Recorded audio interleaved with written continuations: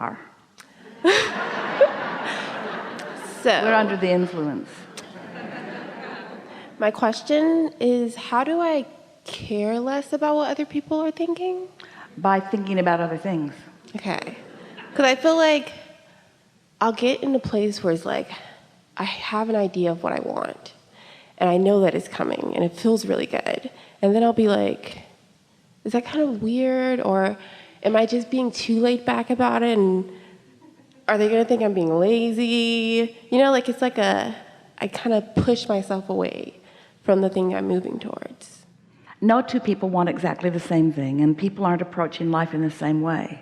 But along your physical trail, you've picked up habits from other humans that didn't work very well for them and won't work very well for you. So when you start shedding some of those habits, like micromanaging things, and by sticking your nose in everybody else's business, and by worrying too much about what people think about your business, what begins to happen is you don't succeed either. They've taught through the clarity of their example, and what they've taught is something that isn't working for them, and so you mimic it, and then it doesn't work for you, and then your relationships are all about blaming each other for things not having gone better. Or you can take the bounce. You see, it's such a simple thing. When you accept that you've already put stuff in the vortex and it's already ready and it's up here and it's ready for you to begin receiving it, and all you got to do is get in the receiving mode, and that's not hard because all you got to do is quiet your mind or think a positive thought about something and stay off the subjects that bother you and get on the subjects that you like, and go to the movies that feel good and talk to the friends that feel good and read the books that feel good and do the things that feel good and do the things that feel good and do the things that feel good and don't do the things that don't feel good, and care about being satisfied and don't do things that aren't satisfying, so that you're just feeling good, feeling good, feeling good, feeling good, feeling good. Those people who care about you the most will be so happy about even if you do it a different way, what they really are rooting for is your success, because everyone wants that for everyone, whether they know that they do or not. So when you're thriving on some level, maybe it's buried so deep they can't show it to you, they feel better. You just can't help but help people when you're thriving. And so actually what you're saying to us, this is what these words amounted to. Abraham, should I pinch myself off from my knowledge and reservoir of well-being because most others have done that and I don't want to stand out and upset them? Or should I thrive and maybe annoy them a little bit?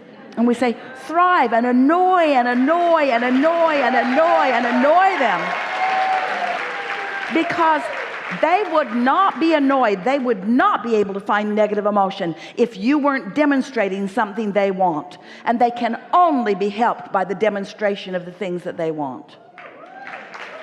And after a little while, they may even say, how do you do that? How were you able to feel good when I know for sure that you didn't have something that you wanted? And you say, because my eye wasn't on what I didn't have, my eye was on where I was going. Oh, that's interesting. Well, how come you're happy all the time? Because I figured out a while ago that feeling good feels good. And that I liked it better than feeling bad. So I started noticing what things I thought that didn't feel good and what thoughts I thought that did feel good, and I started thinking more of the thoughts that felt good, and the more I thought about the things that felt good, the more things that felt good came to me, and so here I am, happy all the time. Perfect. That's absolutely perfect. But what you were really talking about was a little bit different than the way you presented it. Because what you were talking about is more about what you're thinking about you than about what they're thinking about you. Yes. But the answers are all the same. It's just easier to hear it when it's about them. Your own beliefs get in the way. So we're going to give you an example of something not very important, but it will be a good example. So at Esther's guest house in San Diego, the house was renovated, purchased by Jerry and Esther, and renovated about 10 years ago. And at the time it was purchased, it's a Tuscan style. And they found some floor tile that is clay, and it was beautiful. And the design and pattern that it was laid were really, really special. And they okayed it. Now, they weren't around while the house was being constructed or reconstructed. They were on the road, in their bus, in many other places. So they were doing most of this renovation through pictures and texts and such. So they chose a beautiful tile, and The people who were building it couldn't find the tile that they chose, so they substituted it for a tile that wasn't glazed and explained to Jerry and Esther, we'll glaze it later. So they put a tile down that wasn't glazed, and then they put a sealant on it that never looked good ever. And there's a lot of it. It's a big house, it's the main floor, even out onto all of the courtyards and patios, it's a lot of it.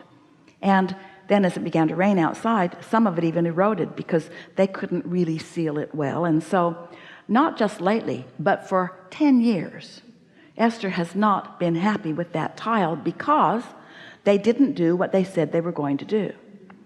So it's obvious that the tile isn't pleasing to Esther, like a belief that isn't pleasing. And Esther certainly has the wherewithal to rip it all out and put something more pleasing in. She's not there most of the time, so it wouldn't be any inconvenience. But she has a series of beliefs that keep her from doing that. It would be disruptive. True. We'd have to move everything out of the house. True again. Have to find a place to put it. True again. Need some trucks to haul it away. True again. Movers might bang it up. That could happen. Might take a long time and I might want to come back. In other words, a whole bunch of things, all true, all beliefs that she's used as her excuse to tolerate something she's never liked. So every time she renews her relationship with that house, she remembers the injustice of them choosing the tile that's not right. She remembers clearly letting them know that it needed to have a good seal on it. She remembered explaining to them what her standards were. And she remembered them apparently not having the interest or the wherewithal to give her what she wanted. These beliefs she keeps renewing, keep being in the way year after year after year after year after year on something that is so simple. Another belief, floor cost a lot. They should replace it. They can't afford to replace it. I'll have to do it. Not fair. How screwy is this? Beliefs that they're not even relevant. They're not even accurate. They're beliefs that don't matter at all. They are beliefs that are this big when her desire is this big. But because she's carried them forward every time she's walked in the house, year after year after year, they're vivid and real and in the way. The vortex could satisfy all of that. The vortex could do this easily. The vortex could accomplish this without any disruption at all. The vortex could bring just the right people and the right crew and the right equipment and the right product and make this happen. But Esther doesn't have access to that because she's got beliefs that are in the way. You see what we're getting at? She's got valid beliefs that are in the way. They were valid then and they're valid now. And they were practiced then and they're practiced now. And they were in the way then and they're in the way now. Isn't that interesting?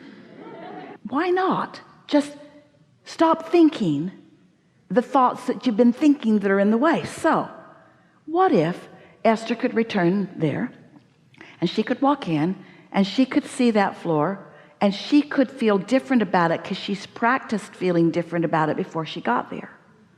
What if when she sees it, she thinks, easy to replace? What if she sees it, she would think, all in good time? What if she stopped thinking those blameful thoughts? What if she stopped thinking those unfairness thoughts? What if she stopped keeping those active? Because you see, if she didn't think them, they wouldn't be being thought. And if they weren't being thought, they would not be causing resistance. And if there was no resistance, the solution would have come 10 years ago, 9 years ago, 8 years ago.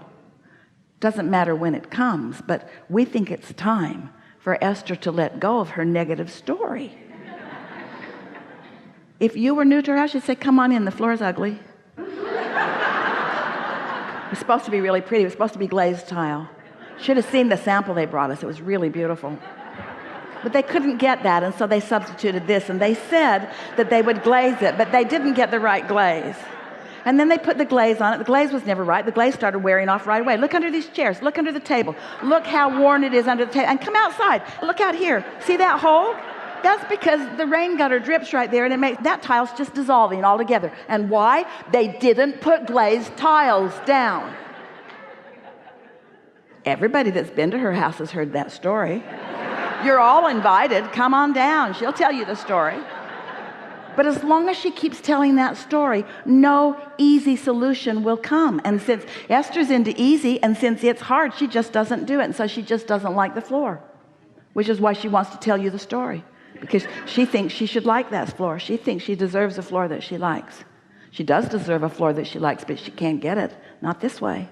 And while this seems like a really silly thing, because there are a lot more important things that people are thinking about, still, you keep renewing past relationships, or the way someone spoke to you, or how somebody feels about you, or the history of this or the history of that. There are monuments all over the place as people keep renewing their discontent. They keep renewing their dissatisfaction about this and this and this and this, never for a moment realizing that all they're really doing is blocking their own good ideas, blocking their own energy flow, blocking their own ease and leverage and worthiness.